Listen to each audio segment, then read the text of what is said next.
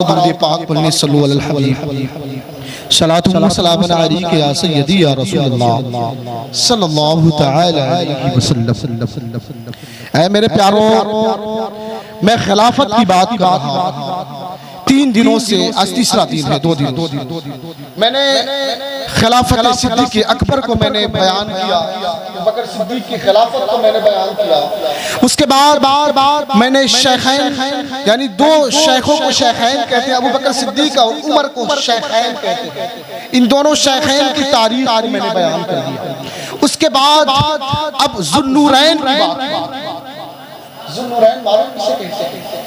पूछा गया कि ज़ुन्नूरैन किसे कहते हैं, तो फरमाया गया कि अल्लाह के रसूल की 2 शहजादियां जिनके निकाह में उन्हें ज़ुन्नूरैन कहते हैं। यानी 2 नूरे कि कोई ऐसे नबी नहीं गुजरे हजरत आदम से लेकर जिन्होंने अपनी 2 बेटियों को एक आदमी के निकाह में दिया। वो फकत वाहिद कोई जात है, सैयदना उस्मान बिन अफ़्फ़ान की वो जात है। हुजूर ने 2 शहजादियां, बात यहीं तक नहीं, मौलाए कायनात फरमाते गए, हमारे और आप आका ने फरमाया कि मेरे सहाबा सुनो, अगर मेरे पास 100 बेटियां होती, क्या कहा हुजूर ने, 100 बेटियां होती तो मैं एक बाद दिगर यानी एक का इंतकाल होता दूसरी को, सबको उस्मान के निकाह में दे देता। ये उस्मान गनी है, बड़ी फजीलत है उस्मान गनी की। हुजूर ने बहुत मोहब्बत फरमाई। अम्मी आयशा फरमाती है ना कि हुजूर आराम फरमा रहे थे, तमाम सहाबा आए, अबू बकर आए, हुजूर बैठे रहे। उस्मान हजरत उमर फारूक आए, हुजूर बैठे रहे। जब उस्मान गनी आए तो हुजूर उठ गए, अपनी पिंडली, हुजूर के तहबंद खुले हुए थे, हुजूर ने तहबंद सही किया। हुजूर ने जब जाने के बाद अम्मी आयशा ने कहा, हुजूर मेरे अबू बकर आए, आपने इस तरह एहतियात नहीं किया, उमर आए आपने इस तरह एहतियात नहीं किया, उस्मान आए तो हमने देखा कि आपने अपने कपड़े को सही किया। तो हुजूर ने फरमाया, आयशा मैं उससे हया ना करूं जिनसे फरिश्ते भी हया करते हैं। ये उस्मान गनी है, उस्मान गनी जिनके फज़ाइल व मनाक़िबात को मैं अभी आगे बयान करूंगा। हुजूर ने बहुत मोहब्बत फरमाई और हुजूर से वाहर उस्मान गनी की मोहब्बत मैं बयान करूंगा, तड़प जाओगे आशिकों। इश्क इसे कहते हैं जो उस्मान गनी ने करके दिखाया, खुदा की कसम इश्क। अब मैं बताऊं, हजरत सैयदना उमर फारूक को मैंने बताया था कि मजूसी गुलाम लूलू, जिसका नाम था लूलू गुलाम, उसने नमाज की हालत में सैयदना उमर फारूक रज़ियल्लाहु ताला अन्हु को खंजर मारा था पीठ में। आपके बदन में जहर फैलने की वजह से आपकी तबीयत अलील हुई, बीमार पड़े, इसी लम्हे में आपकी शहादत हुई एक मुहर्रमुल हराम को। हजरत सैयदना उमर फारूक रज़ियल्लाहु ताला अन्हु की तबीयत खराब होती गई। आपने 6 लोगों की कमेटी बनाई, रुकने शोरा जिसे कहते हैं, आपने मजलिस शोरा बनाया। आप तबीयत खराब थी, अलालत में थे, बिस्तर पे थे, बिस्तर मर्ज पे। आपने 6 लोगों को बुलाया, कहा 6 लोग मेरे पास आए जो बड़े मोहतमद हैं, जिन पर हुजूर ने उन पर एतमाद किया। वो 6 लोग कौन हैं? फरमाया पहले अली को बुलाया जाए, उस्मान गनी को बुलाया जाए, साद बिन अबी वक़ास को बुलाया जाए, हजरत तलहा को बुलाया जाए, हजरत जुबैर को बुलाया जाए, हजरत अब्दुर्रहमान बिन औफ को बुलाया जाए। ये 6 लोग आए तो उमर फारूक बिस्तर मर्ज पे हैं। फरमाते हैं तुम देख रहे हो मेरी तबीयत अलील है, मैं बहुत जल्द जाने वाला हूँ। 10 साल आप खलीफा रहे, 10 साल में वह उमर फारूक की खिलाफत दुनिया आज उसकी मिसाल नहीं ला सकती। मैं कहता हूं जितने बादशाह गुजरे, जितने शहंशाह गुजरे, खुदा की कसम मेरा चैलेंज है, पूरी दुनिया की बादशाहों की लिस्ट लाओ, उमर फारूक की तरह दुनिया में कोई बादशाह नहीं मिल सकता, बल्कि इन 4 खुलफा की तरह कोई खलीफा तुम्हें मिल नहीं सकता। कौन है यार इस तरह आजिज़ी जो दुनिया को मिसाल कायम करे? हजरत उमर फारूक की तबीयत अलील हुई, 6 लोगों को बुलाया, कहा सुनो मेरी तबीयत खराब हो रही है, मैं तुमसे कुछ वसीयत करने लगा हूँ। मैं इन 6 लोगों को बुलाया हूँ, तमाम सहाबा थे, ये 6 लोग हुजूर के करीब बड़े मोतमद थे, क्योंकि इन 6 लोगों को और 4 लोग जिसमें ऐड हैं, हुजूर ने फरमाया, उमर फारूक ने इन 6 लोगों का जिनका मैंने नाम लिया, इन 6 लोग वो लोगों में से हैं जिनको हुजूर ने दुनिया में ही जन्नती कहा। हाँ, अबू बकर सिद्दीक, उमर फारूक, उस्मान गनी, मौला अली, हजरत तलहा, हजरत जुबैर बिन Awwam, Hazrat Abdurrahman bin of, हजरत साद बिन अबी वक़ास, ये सब जन्नती जिनको हुजूर ने कहा था, अशरे मुबश्शरा जिनको कहा जाता है, 10 सहाबा जिनको हुजूर ने दुनिया में जन्नती कहा, उनमें से 6 को अकबर ने बुलाया। कहा लोगों मेरी तबीयत खराब है, मैं अपने बाद इन 6 लोगों में से ये 6 नाम रखता हूँ, इनमें से किसी को अपना खलीफा बना लो, और मेरी राय ये है कि इसमें सबसे पहले अब्दुर्रहमान बिन औफ को तुम बना लो। तो हजरत अब्दुर्रहमान बिन औफ की तरफ आपने इशारा किया, बातें होने लगी, इशारा किया तो आपने हजरत अब्दुर्रहमान बिन औफ ने आपने बरात जारी किया, कहा नहीं नहीं मैं इस काबिल अपने आप को नहीं समझता। आपने इशारा किया दूसरे सहाबा की तरफ, हजरत तलहा ने जुबैर की तरफ, जुबैर ने साद बिन अबी वकास की तरफ, सबने एक दूसरे की तरफ इशारा किया। बचे 2 लोग, हजरत उस्मान हजरत अली, 2 सहाबा बच गए हुजूर के, एक दामादे पैगंबर, दोनों दामादे पैगंबर, एक ज़हरा के शौहर, एक हजरत उम्मे कुलसुम और रुकैया के शौहर, दोनों हुजूर के दामाद हैं। कौन कौन? उस्मान गनी भी दामाद हुजूर के, मौलाए कायनात भी हुजूर के दामाद, दोनों बच गए। कहा गया अब इन दोनों में से किसी को चुनना पड़ेगा, इन दोनों की चुनाव वोटिंग। बात होने लगी आपस में, अभी बात ही चल रही थी। मौलाए कायनात में उस्मान गनी कुछ बातें अब्दुर्रहमान बिन औफ के बीच में लंबी बातें हुई कि अकेले में ले जाकर आपने मौलाए कायनात से पूछा कि किताबों सुन्नत उमर फारूक और सिद्दीक़ अकबर की बातों पे सुन्नतों पे अमल कर सकते हैं? तो हजरत अली फरमाते हैं मैं इसकी इस्तिताअत नहीं रखता। आपने आजिज़ी दिखाई कि मैं इस काबिल अपने आप को नहीं समझता, मैं उस्मान। तो कहा आपने उस्मान के बारे में क्या सोचते हैं? तो कहा उस्मान तो सबसे बेहतर है। से जरा उस्मान गनी से अब्दुर्रहमान बिन औफ ने कहा कि मैं इसके बाद खलीफा हजरत अली को चुनूं, तो कहीं इससे बेहतर बात क्या है? अली से बेहतर कौन है? जब दोनों की राय देखी, जो कहते हैं ना कि जबरदस्ती हजरत अली की खिलाफत को छीन करके, हजरत मौलाए कायनात की खिलाफत को छीन करके इन 3 लोगों को खलीफा बनाया गया। मैं बताता हूँ तारीख क्या है मेरे अजीजों, खिलाफत है क्या। उसके बाद जब हजरत अली के बारे में उन्होंने कहा तो फिर हजरत अली भी बात ही हो रही थी, तो मौलाए कायनात ने उस्मान गनी के हाथ को पकड़ा, कहा कि सुनो ऐ लोगों, मैं अपना खलीफा उस्मान को चुनता हूं, मैं इनके हाथ पे बयात करता हूं। जब ये देखा तो सारे लोगों ने, अब्दुर्रहमान बिन औफ ने, अबी वकास, साद बिन अबी वकास ने, तलहा ने, जुबैर ने, तमाम जो सहाबा थे सब ने आपके हाथ पे बयात किया, आपको खलीफा चुना गया। आपका दौर बड़ा जोरदार दौर था, बड़ा 12 साल तक आप खलीफा रहे। मैं बार बार खलीफा कह रहा हूँ, आपके दिमाग में आता हूँ ये खिलाफत है क्या? खलीफा ये है क्या? ये 1920 तक खलीफा दुनिया में चली। 1920 के बाद यहूदियों ने खिलाफत को खत्म किया। इसमें भी रोशनी आज डाल देता हूँ, खिलाफत है क्या आपको समझ में आ जाए। सबसे पहले ये जाने कि जिस आयत का मैं कल भी तिलावत किया, आज भी कुछ तर्जमा नहीं बताया, आज तर्जमा सुन ले। मैंने तिलावत किया मुहम्मदुर रसूलुल्लाह। इस आयत में हुजूर की रसालत का ऐलान किया गया, हुजूर की रसालत का, कि मोहम्मद अल्लाह के रसूल है सल्लल्लाहु अलैहि वसल्लम। उसके बाद आगे कहा गया वल्लज़ीना मअहू, मुफस्सिरीन कराम की जमात फरमात की वल्लज़ीना मअहू से, मा के माने अरबी में साथ होता है, मा के माने साथ होता है, और जो उनके साथ, ये साथ से मुराद फरमाया गया सैयदना सिद्दीक़ अकबर है। एक हुजूर के साथ सबसे ज्यादा जिसने वक्त गुजारा वो अबू बकर सिद्दीक है। गार में भी हुजूर के साथ, आज मज़ार में भी हुजूर के साथ, और क़यामत के दिन भी हुजूर के साथ। तो कुरान ने कहा वल्लज़ीना मअहू, जो उनके साथ है ये सिद्दीक़ अकबर। फिर फरमाया अशिद्दाउ अलल कुफ़्फ़ार, और कुफ़ारों पे बड़ा सख्त है। फरमाया कुफ़ारों पे सख्त जो है वो उमर फारूक है। रुहमाउ बैनहुम, इस आयत में कहा गया कि रुहमा से मुराद जो आपस में रहम दिल है वो कौन है? वो उस्मान बिन अफ़्फ़ान है। आगे कहा गया रुकआ सुज्जदैन यब्तगून फज़लन मिनल्लाहि रिदवाना, जो रुकू और सजदे में रब की फजल तलाश करते हैं, वो रुकू सजदे वाले कौन है? तो फरमाया गया वो कोई और नहीं, दामादे पैगंबर हैदर कर्रार, इनके बारे में आयत नाजिल हुई। और क्योंकि इबादतों में बड़ा ज़ौक़ था मौलाए कायनात का, आप रुकू सजदा करते थे ना, तो क्या पूछा? किसी ने मौलाए कायनात से कहा, बात आई तो फिर खैराज अक़ीदत कल पेश करना, मैं बताऊं। किसी ने कहा मौलाए कायनात से कि आप इबादत इस कदर करते हैं कुरान की तालीम पे, आपको कुरान का इल्म बहुत ज्यादा है, ये बताएं आप क्या आप अल्लाह की दीदार भी करते हैं, तजल्लियात भी देखते हैं? क्या आपने ज़ियारत की है, अल्लाह को देखा है? तो आपने फरमाया सुनो, अब बात कर दी हो ना, अली उस वक्त तक दूसरी नमाज नहीं पढ़ लेता जब तक पहली नमाज में अल्लाह की तजल्लियात को ना देखा। मगर जो हुजूर का देखना था फेस टू फेस अलग है। एक बसीरत, एक बसारत, दोनों अलग हुए। बसीरत दिल के निगाहों से देखना, बसारत आंखों से देखना है। दोनों अल्लाह के रसूल ने आंखों से देखा, ये दिल के तजल्लियात को बसीरत कहते हैं। तो मौलाए कायनात फरमाते हैं मेरी नमाज ऐसी होती है जब तक मैं रब की तजल्लियात को नहीं देख लेता दूसरी नमाज नहीं पढ़ता। और नमाज का आलम क्या था यार, कुरान ने ऐसी थोड़ी नहीं कहा रुका सुजदई। फरमाते मौलाए कायनात के पांव में जंग में तीर लगी, तीर। फरमाते कोई तीर नहीं निकाल पा रहे थे, मगर फरमाते लोगों ने कहा अब अगर अली के तीर को निकालना है तो नमाज।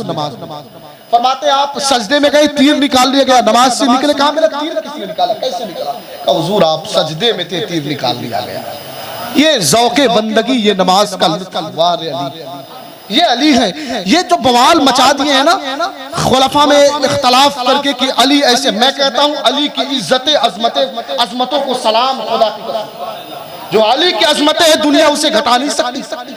जो उस्मान की इज्जतें हैं, उस्मान की जगह अबू बकर की, मैं बताऊं हुजूर ने जब कहा ना कि अबू बकर के माल जितना मुझे फायदा दिया दुनिया में किसी का माल ने फायदा नहीं दिया, दुनिया में सबके माल का मैंने हक अदा किया, अबू बकर के माल का हक अल्लाह अदा करेगा। तो हुजूर यही फरमाते हैं कि मेरे बाद कोई नबी होगा तो उमर होगा। हुजूर यही फरमाते हैं उस्मान वो है जिनसे फरिश्ते हया करते हैं। यही हुजूर फरमाते हैं कि मैं जिसका मौला अली उसका मौला। इन बातों को क्यों नहीं याद रखे हो यार, बवाल मचा के रखे हो। इनमें कभी खुलफा में चारों में कभी इख्तलाफ जिंदगी में नहीं रहा, आपस में कभी झगड़े लड़ाई चारों में नहीं। इज्जत इतनी होती थी, तीन खिलाफत दौरे खिलाफत तीन, उमर फारूक, अबू बकर सिद्दीक, उस्मान गनी। फरमाया गया तीनों खिलाफत में कोई ऐसा फैसला, कोई ऐसी बात हो बगैर हजरत अली के मशवरे के बगैर डिसीजन होता ही नहीं। जब तक अली का मशवरा ले लिया ना जाए उस काम को किया नहीं जाता। बड़ी इज्जत से देखते थे साहबा हजरत अली को। ये बवाल मचा दिया इन लोगों ने। मैं हदीस पेश करूं आपके सामने। फरमाते ना अबू बकर सिद्दीक बैठे हुए थे, हजरत अली मुस्कुराते हुए आए, हजरत अली को देखकर मुस्कुराने लगे। अबू बकर सिद्दीक का अबू बकर मुस्कुरा क्यों रहे? फरमाते हैं ना मुझे हुजूर की हदीस याद आ रही है। क्या हुजूर की कौन सी हदीस, किस बात पे मुस्कुरा रहे हो? कहा मैंने हुजूर को फरमाते हुए सुना था क़यामत के दिन जब लोगों के नामाए आमाल, जब लोगों के आमाल क्लियर हो जाए, लोगों को जन्नत और जहन्नम में भेजा जाएगा, तो ऐ अबू बकर उस वक्त तक अली के बारे में कहा गया कि ऐ अली उस वक्त तक लोगों को जहन्नम में, ऐ अली जब जन्नत और जहन्नम के लोगों में सर्टिफिकेट दी जाएगी, लोगों को दाखिल किया जाएगा, तो हुजूर ने फरमाया था कि जन्नत में उस वक्त तक कोई दाखिल नहीं होगा जब तक अली किसी को इजाजत ना दे दे। तो हजरत अली ने मुस्कुराकर कहा अबू बकर सिद्दीक मुझे ऐसा लग रहा है कि पूरी हदीस सुने नहीं है या आप आजिज़ी कर रहे हैं। कहा पूरी हदीस क्या है? फरमाते मैंने ये भी सुना था कि अली तुम बरोज़े महशर लोग जन्नत में जाएंगे, जब तक इजाजत नहीं दोगे लोग जन्नत में नहीं जाएंगे, मगर अली जब जन्नत के दरवाजे पे होना तो पूछ लेना जिसके दिल में अबू बकर की मोहब्बत हो उसी को जन्नत में जाने देना। ये पूरी हदीस, ये मोहब्बत थी आपस में। और आजिज़ी, ये जो इख्तलाफ की बातें करते ना, मैं बताऊं अबू बकर सिद्दीक मिंबर पे खड़े खुतबा दे रहे थे, मिंबर पे खुदा की कसम एहतराम देके मैं कह रहा हूं अली के एहतराम की बात तो दूर है यार, वो अली का जो उनके अली के बेटों का एहतराम। खुतबे पे खड़े थे, खुतबा दे रहे, मिंबर पे खड़े होकर अबू बकर सिद्दीक खुतबे के दरमियान इमाम हुसैन बचपने के आलम में खुतबे के दरमियान मस्जिद में आए और कहा ए अबू बकर ये मेरे नाना का मिंबर ही नीचे उतरे, ये मेरे नाना का मिंबर ही नीचे उतरे। फरमाते हैं कि हजरत हुसैन की बात को सुनकर अबू बकर सिद्दीक मिंबर से उतर गए और फरमाया ए मेरे आका, ए नवासे रसूल, ये मिंबर नाना का है, गुलाम भी तो नाना का है, ये गुलाम भी तो नाना। एहतराम देखे जो आज कहते हैं ना कि ये तीनों लोगों ने मिलकर हजरत अली के हक को छीन लिया, ये बड़े नालायक और बदबख्त लोग हैं, ये झूठे कज़्ज़ाब दज्जाल लोग हैं। इनको यहूदियों ने वरगला करके इस तरह बातें लिखा। तो जो फितने फैला। और खिलाफत की मैं बात करता, खिलाफत है क्या? बार बार सुनते हैं खिलाफत, थोड़ी क्लियर कर दूं आपको खिलाफत के बारे में। दिल लग रहा है ना, उलझन तो नहीं हो रही है ना? हाँ, खिलाफत देखें खुलफाए राशिदा, यानी ये खुलफाए राशिदीन का जो ज़माना रहा ना, यानी हुजूर के जाने के बाद हजरत अबू बकर सिद्दीक का 2 साल कुछ महीने का जमाना रहा, हजरत उमर फारूक 10 साल का, हजरत उस्मान गनी 12 साल, मौलाए कायनात 5.5 साल, ये तकरीबन 30 साल का जमाना रहा खिलाफत का जमाना। ये बड़ा शानदार जमाना चला, फितने भी बहुत हुए। हजरत उमर के बाद उस्मान गनी का जो जमाना चला ना, मैं बताऊंगा 6 साल तो बहुत शानदार चले। 6 साल के बाद जो फितना उठा ना, और मौलाए कायनात का जो 5.5 साल की खिलाफत का दौर था, फितना ही में गुजरा। इतना फितना कि जिसको मैं बयां करूंगा कल इंशाअल्लाह। तो उसके बाद 30 सालों तक ये खिलाफत, उसके बाद खिलाफाए उमवी की जिसे कहते हैं, हजरत अमीर मुआविया रज़ियल्लाहु अन्हु जिसे खिलाफत उमैया कहते हैं, ये तकरीबन 90 साल तक। उसके बाद खिलाफत अब्बासी, बनु अब्बास की खिलाफत, ये 550 साल तक। फिर उसके बाद खिलाफत उस्मानिया 600 साल तक, खिलाफत फातिमी वगैरह बीच में कई खिलाफत आई। तकरीबन ये खिलाफत 1920 तक खिलाफत, कितने 1920 तक, 1920 तक खिलाफत। मगर यहूदियों ने वर्ल्ड वार के ये सुलह होने के बाद ऐसा साजिश किया कि जो आखिरी टर्की, देखे बीच में भले ही खलीफा कैसे आए, मुनाफिक आए, ये बातें मैं नहीं कर रहा हूँ, मगर खिलाफत नाम के इतने सालों तक, 1200-1300 सालों तक खिलाफत रही। उसके बाद इन्होंने क्या किया, खिलाफत उस्मानिया में एक कमाल पाशा नाम का खलीफा गुजरा। कमाल पाशा, यहूदियों ने पैसे वगैरह दे करके सल्तनत उस्मानिया में कमाल पाशा को भेजा। अब कमाल पाशा ऐसा बदबख्त था, उनके इशारों पे चलता था। उसने कुरान पाक को पढ़ना बैन कर दिया, आकर के हिजाब लगाना बैन कर दिया, टर्की में कुरान को कर दिया, सारी चीजों का रद्द बदल कर दिया। वहीं से खिलाफत का खात्मा हुआ। उसके बाद से आज पूरी दुनिया में इस लफ्ज को जुबान पे लाने से लोग डरा दे, पूरी दुनिया डरती है खिलाफत के नाम से। जब खिलाफत खत्म हुआ ना, तो यहूदियों के कालिब का बयान है। कुछ मुंबई के भी उलमा थे, उस वक्त इन्होंने एहतजाज किया था कि नहीं खिलाफत कायम किया जाए, फिर से कोई खलीफा बने, मगर नहीं हुआ। ये एक पैटर्न, उनका बहुत बड़ा दायरा वसी था, उन्होंने बहुत साजिश के तहत खत्म किया। खिलाफत खत्म करने के बाद यहूदियों के कालिब ने कहा कि सुनो, खिलाफत खत्म होने के बाद तुम जो चाहे करो, मस्जिदें बनाओ, मदरसा बनाओ, दीन की बातें करो, 2 चीजें, 2 नाम कभी मत लेना दुनिया, 2 नाम कभी मत लेना।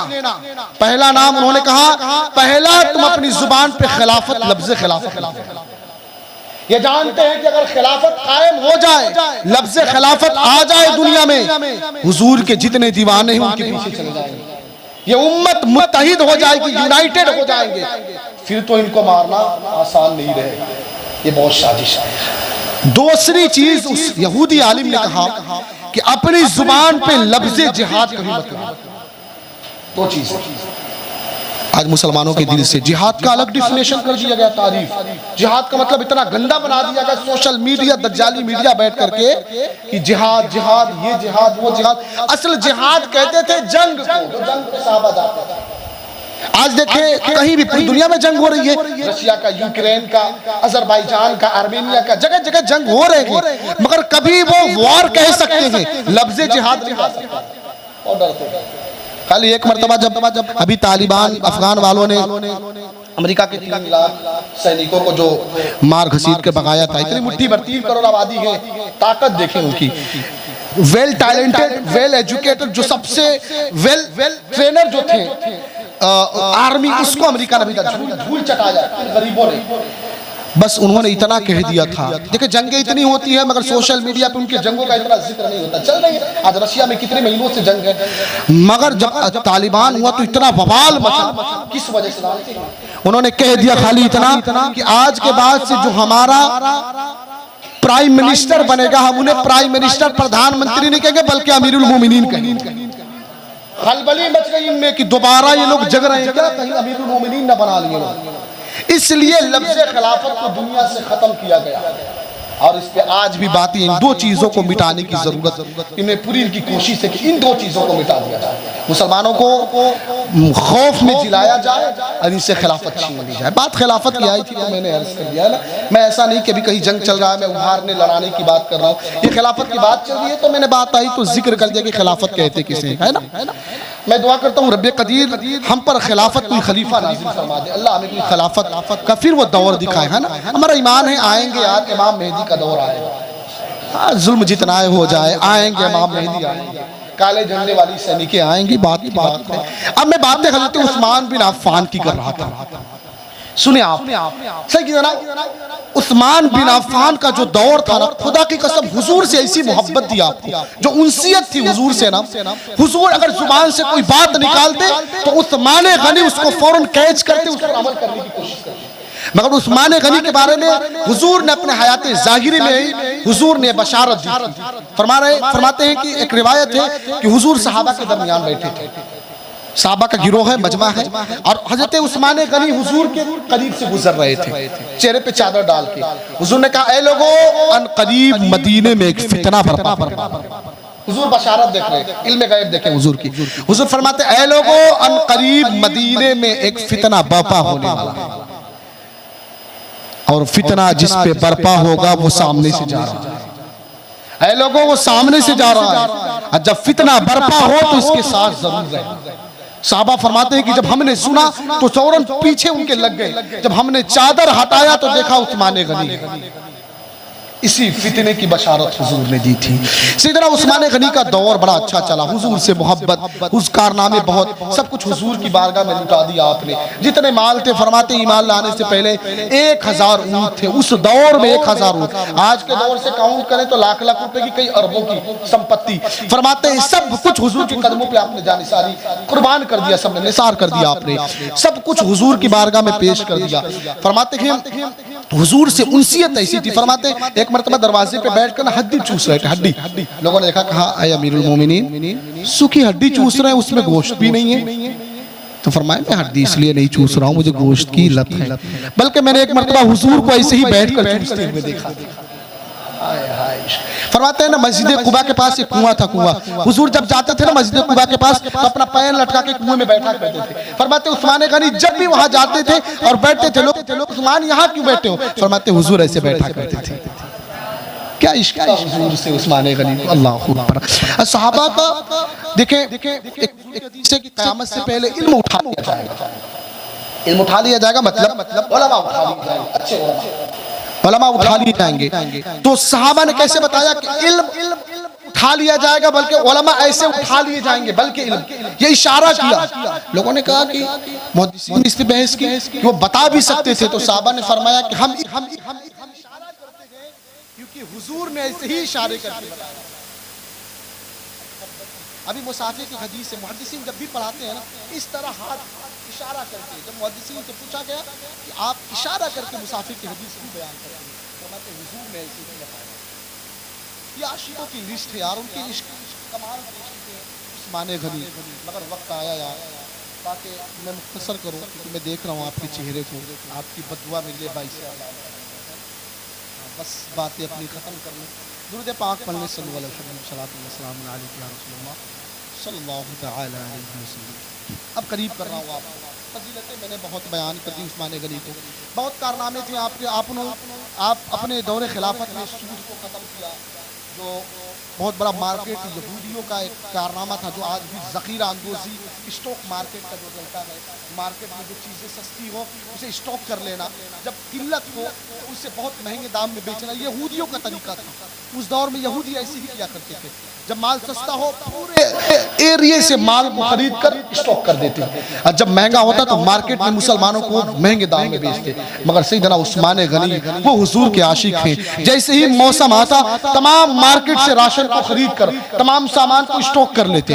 अब यहूदी इनके पास आते, कहते उस्मान गनी वो माल को दे दो, कह नहीं 2 गुना माल दूंगा, कह नहीं 3 गुना, नहीं 4 गुना, नहीं 5 10 गुना ले लो, नहीं। यहूदी छोड़ के चले गए, 10 गुना दे रहे फिर भी नहीं। उन्हें सोचा उस्मान फिर वापस आएंगे, 10 गुना कौन नहीं देता। वहां से आए तो क्या देखते माजरा, उस्मान गनी ने तमाम माल को ऐलान किया मदीने में, ऐ मदीने वालों, ऐ हुजूर के गुलामों, मैंने इस माल को सदका कर दिया, सबके लिए हलाल कर दिया, जितना ले जाना है। नारे रिसालत मसलके आला हज़रत जिंदाबाद, फैज़ाने हुसैन जिंदाबाद, फैज़ाने हुसैन जिंदाबाद, हस्ने शोहदाए करबो बला, जिंदाबाद, हस्ने शोहदाए करबो बला, जिंदाबाद, नारे तकबीर, नारे रिसालत। अल्लाह सलामत रखे आपको मेरे अजीजों। तो सैयदना उस्मान गनी ने तमाम माल को सदका। जब यहूदी आए तो कहा ये क्या बात है, कल तक 10 गुना माल पैसा ज्यादा दे रहे थे, आज तूने दे दिया। कहा कितना दे रहे थे, कहा 10 गुना। कहा मैंने 700 गुना ज्यादा बेचा। कहा ये कैसी बात, 1 रुपया नहीं मिले, 700 गुना की बात कर रहा हूँ। कहा हाँ हाँ मैं 700 गुना ज्यादा पैसा लेके बेचा। कहा यहाँ नहीं। कहा कैसे, कहा मेरे रब का वादा है, मेरे रब ने कुरान में फरमाया मसलुल्लज़ीना युनफ़िक़ूना अम्वालहुम फ़ी सबीलिल्लाहि कमसली हब्बतिन अंबतत सबअ सनाबिला फ़ी कुल्लि सुंबुलतिन मिअतु हब्बा। जिस जो रब के राह में, अपनी रब की बारगाह में जो एक दाना सदका करता है, अल्लाह उससे 700 गुना ज्यादा अता करता है। मैं तो अपने रब के हाथों भेज दिया। ये उस्माने गनी थे, उम्मत को बहुत मुसीबतों से निकाला, मगर वो दौर आया 12 साल के दौरे खिलाफत में। 6 साल तो बहुत शानदार चला। 6 साल के बाद जो फितने उठने लगे ना, बड़े खतरनाक फितने थे।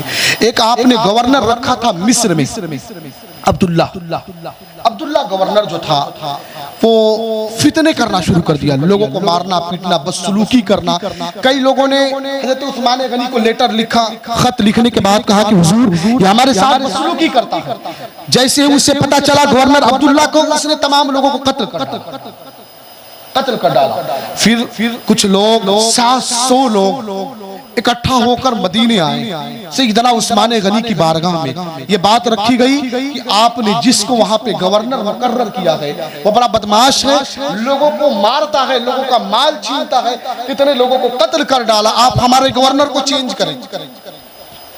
आपने फरमाया ठीक है चेंज हो जाएगा, मैं तुम्हें ऑप्शन देता हूँ, किसी अच्छे खलीफा अरे गवर्नर को चेंज कर चुन लो, तुम लोग चूज कर लो, जो तुम्हारे नजर में बेहतर होंगे उनको मैं गवर्नर मुकर्रर करूंगा। सारे लोगों ने अबू बकर सिद्दीक के बेटे मोहम्मद बिन अबू बकर को चुन लिया, कहा कि ये हमारे गवर्नर। कहा ठीक है।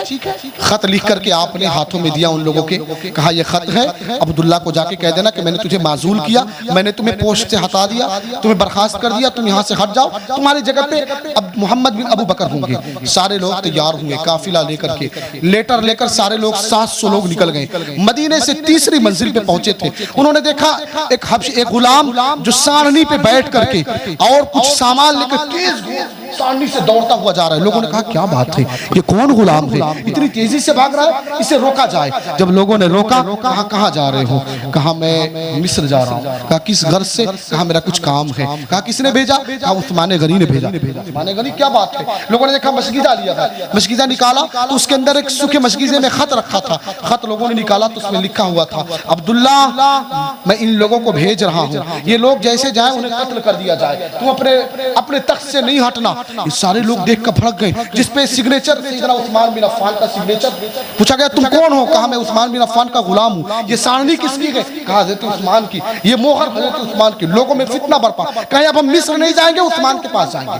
700 लोग मदीने वापस आने के बाद बातें हुई, सारे लोगों ने हजरत अली की बारगाह में, हजरत अम्मी आयशा, सारे अजल्ला सहाबा के पास ये रिपोर्ट किया गया कि ऐसी ऐसी बात है, रास्ते में हमने पकड़ा, ये खबर उस्मान हमारे साथ दुरंगी कर रहे हैं, ये कैसे हो सकता। इधर कह रहे हैं कि हमने गवर्नर को हटा दिया, इधर कर रहे हैं कि इन्हें कत्ल कर दिया, क्या बात है, ये साजिश थी, मैं बता रहा हूँ, आप घबराए नहीं, ये साजिश थी।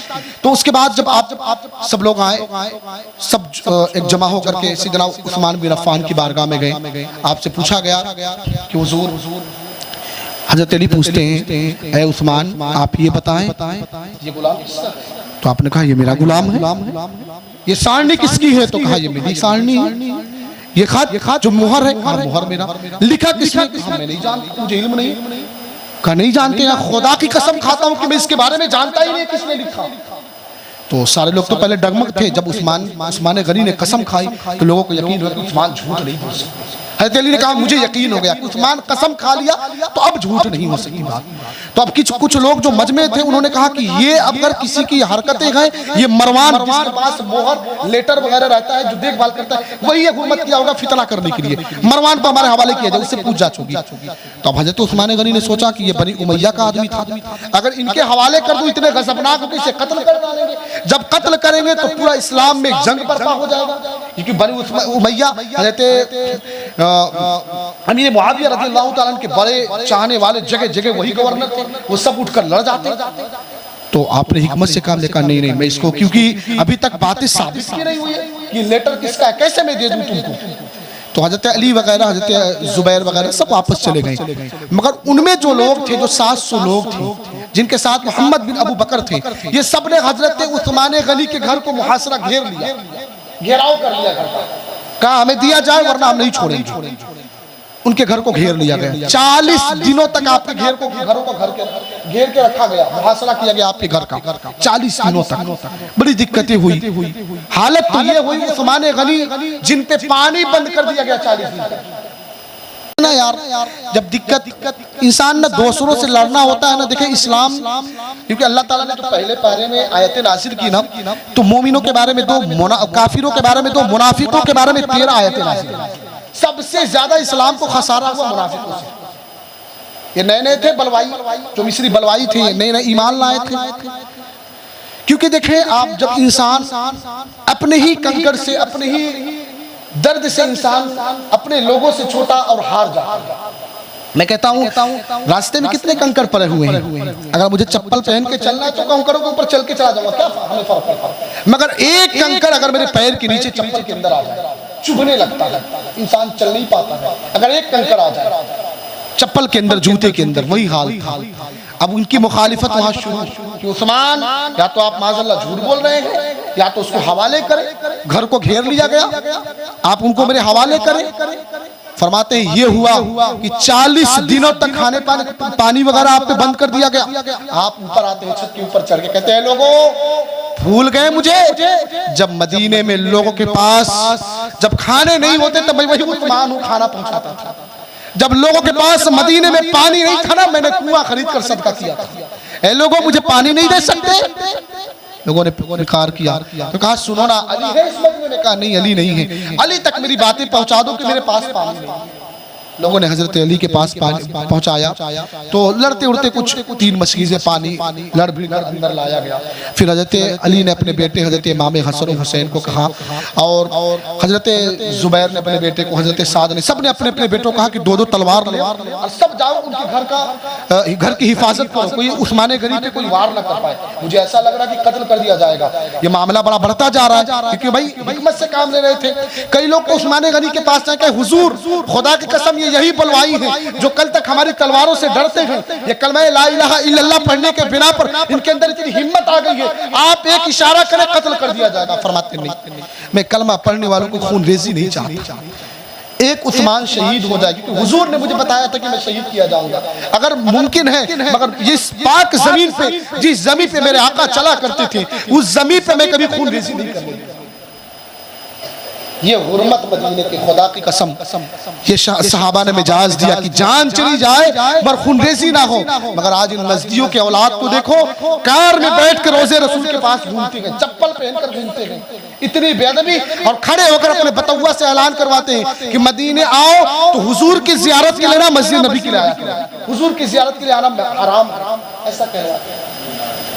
आज इनकी मुखालिफत करते कहते हजरत आप लोग यार क्यों ना हम इख्तलाफ करें ऐसे लोगों से जो उस जमी की हुर्मत को पामाल किए, जो वहां पे आज स्मृति ईरानी जैसी लेडी को ले जाकर घुमा रहे हैं, जहाँ हुर्मत वाली जमीन, यहूदी ईसाइयों को बियर बार खोला जा रहा है, न्यूज़ बनाकर जहाँ अय्याशियों का अड्डा बनाया जा रहा है। हम उनकी मुखालिफत करें, उनके पीछे नमाज ना पढ़े? हजरत वहीं से इस्लाम आया था, हुजूर आए थे, इन नजदियों से इस्लाम नहीं आया।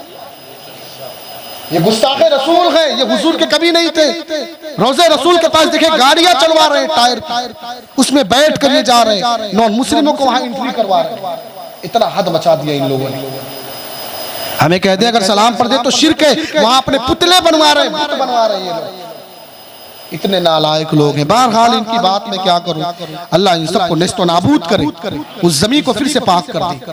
मैंने प्यारो हजरत उस्मान गनी के घर को 40 दिन तक लोगों ने घेर के रखा।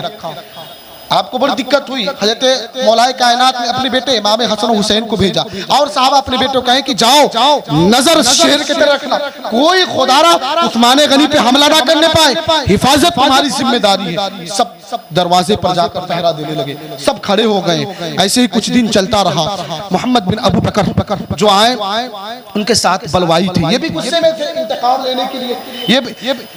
आने के बाद उस्मान गनी का देखा घर पे कोई नहीं है, तीर चलाना शुरू कर दिया। हजरत इमाम हसन को तीर लगी, जख्मी हो गए। अब डरने लगे कि अगर हसन के बारे में लोगों को पता चल जाए कि हसन को हमने तीर चलाया, लोग हम पे हमला कर देंगे। अरे पीछे हटो। अब ये ताक में रहे, देखें कि अब तो आगे से जाना बड़ा मुमकिन नहीं है। किसी के घर के अंदर गए, वहां से छत के ऊपर से चढ़कर पीछे से अंदर घुस। दो बलवाई मिस्री उनके साथ थे और मोहम्मद बिन अबू बकर। हजरत उस्मान गनी जिस वक्त ये घर में दाखिल हुए, बेटा बड़ी आखिरी बात, खत्म, मेरी बातें खत्म हो रही है, आखिरी बात। हजरत सैयदना उस्मान गनी कुरान पाक की तिलावत कर रहे थे, आखिरी पहले पारे की आखिरी सफे में थे। और फरमाते हैं फुक़हा मुफस्सिरीन किराम, तो मुअर्रिखीन फरमाते हैं कि आप पढ़ रहे थे फसयकफ़ीकहुमुल्लाह, यही आयत पढ़ रहे थे। ये लोग दाखिल हुए और मोहम्मद बिन अबू बकर ने आपकी दाढ़ी मुबारक को पकड़ लिया। जैसे ही दाढ़ी को पकड़ा तो आपकी अहलिया ने कहा, खुदा की कसम अबू बकर सिद्दीक होते तो तुम क्या मुंह दिखाते। फरमाते हैं कि इतना सुनकर वो कांपने लगे, हाथ छोड़कर बाहर निकल गए, मैं नहीं करूंगा कुछ। मगर वो दोनों बलवाई जो थे, अभी ये बात ही उनके झपट मारे, उस्मान गनी पे ऐसा वार किया कि आपके खून से आप लथपथ हो गए। अब फरमाते हैं जहां पे आयत आपने पढ़ी थी ना, फसयकफ़ीकहुमुल्लाह, वहीं पे जाकर खून टपका, उस कुरान को रखा गया महफूज करके। फरमाते जब ये खबर पहुंची ना मौलाए कायनात और दीगर सहाबा के पास, कोहराम मच गया। खुदा की कसम मौलाए कायनात आए, फौरन चेहरा देखा और गुस्से में इतने थे आप कि इमाम हसन और इमाम हुसैन को खींच खींच कर एक चाटा आपने मारा। गुस्से के आलम में सबने अपने बेटों को डांटा कि तुम्हें समझ नहीं कि हमने भेजा था। आपने फरमाया खुदा की कसम अब्बा जान, हम तो दरवाजे पे पहरा दे रहे थे। उनकी बीवी ने कहा इनकी कोई गलती नहीं है, ऐ मौलाए कायनात इनको आप ना बोले, वो पीछे से कूद कर आए थे और इतना शोरगुल लोग बाहर कर रहे थे, मैं चिल्लाती रही, लोगों को आवाज नहीं आई। मौलाए कायनात ने फिर देखा हज़रत उस्मान गनी की शहादत हो गई। उसके बाद तमाम बातें हुई, मौलाए कायनात का फिर दौर आया तो बड़ा कठिन दौर था यार, इख्तलाफों का दौर था, बर्फा तूफान था, इधर कत्ल करने वाले, इधर यहूदी, इधर ये अपने लोग, इतनी परेशानी के दौर में मुअर्रिखीन फरमाते हैं कि मौलाए कायनात का जब दौर आया ना, 5.5 साल सिर्फ लोगों से, अपने लोगों से मुकाबला करते हुए निकल गया और मिंबर पे आपको भी कत्ल कर दिया गया, मेहराब में मुसल्ले इमामत आपको भी कत्ल किया गया, कूफा वालों ने कत्ल किया। तो ये सैयदना उस्मान गनी की तारीख, ये कारनामा आपने अंजाम दिया दीन फैलाने के लिए, यहाँ तक अपने लोगों ने शहीद किया। तो अक्सर होता है रहनुमाओं को अपने लोग ही धोखा देते हैं, अपने ही लोगों से बेवफाई मिलती है, ये हमारी तारीख रही। इंशाल्लाह मैं बातें और करूंगा, बस आपसे एक इल्तिजा, इस सहाबा की जिंदगी को पढ़ें और समझें, इन नालायक कुत्तों और जहन्नमियों से बचें जो गाली देते हैं। खुदा की कसम उस्मान गनी को जहन्नमी कहते हैं, कलेजा फट जाता है। उमर फारूक को जहन्नमी कहते हैं, बड़ा दिल फटता है। ऐसे लोगों से अपने नस्लों को बचाएं, अपने बच्चों को बचाएं। मैं कितना ये सुनता हूँ कि फला का बेटा है, बाप नहीं घूम रहा है, वो जाकर उनके मजमे में नोहा पढ़ रहा है, जाकर के ढोल बजा रहा है, बाप को कोई पता नहीं, अरे वो तो इसी पढ़ने जाता है। कई मैं ऐसे लोगों को जानता हूँ, बाप उस पर गौर नहीं करते। उनकी हुआ ये 1 साल 6 महीने जाते जाते बिल्कुल वो राफिजियत की तरफ चला गया। मैंने कई ऐसे बच्चों को देखा, वो घूम घूम कर उस्मान गनी उमर फारूक को गाली दे रहे हैं। खुदा के सामने ऐसा देखा। अपने बच्चों का जायजा ले, सिर्फ पैदा करना मकसूद नहीं है ना। आज मुसलमानों की बहुत कमी है यार, बच्चे पैदा करते हैं उस पर गौर नहीं करते। खबर आई नबी उमरा में बच्चे जो लटक कर भी गिरे, कैसे कैसे बचाया गया। माँ बाप से पुलिस वालों ने पूछा कि आप कहाँ थे, आपके बच्चे कल, तो पूछा कि कल दोपहर से खाना खा के निकले, हमें पता नहीं है। कैसे माँ बाप की दोपहर से बच्चे निकले हैं, रात भर पेड़ पे लटके रहे पहाड़ियों के पास, पुलिस मीडिया सबको पता हो गई, माँ बाप को पता नहीं। पुलिस वाले कहें बताएं अब क्या कहा जाए इस कौम के बारे में जो बच्चों को पैदा करके यहाँ पहाड़ों पे यहाँ वहाँ घूम रही गलियों में, बच्चा मेरा आया क्यों नहीं, किसी को ख्याल नहीं। खुदारा तरबियत करें, बच्चों पे निगाह रखें, वो किसके मजलिसों में जाते हैं, कहाँ बैठते हैं, कहाँ पे वो रहते हैं, इन सारी चीज़ों पे गौर करें, है ना। इंशाल्लाह मैं अगली बातें कल करूँगा, ताकि मैं आपकी तबीयत को भी देख रहा हूँ। मैं दुआ करता हूँ रब्बे कदीर सुनने से ज़्यादा अमल की तौफीक अता फरमाए। मौला सबसे ज़्यादा मुझे अमल की तौफीक अता फरमाए। कहने और सुनने में कोई गलती हुई तो हम तौबा करते हैं, अस्तगफिरुल्लाह रब्बी मिन कुल्ली ज़ंबि व अतूबु इलैहि, अशहदु अन ला इलाहा इल्लल्लाह वहदहु ला शरीका लहु व अशहदु अन्न मुहम्मदन अब्दुहु व रसूलुहु व मा अलैना इल्लल बलाग। अस्सलामु अलैकुम।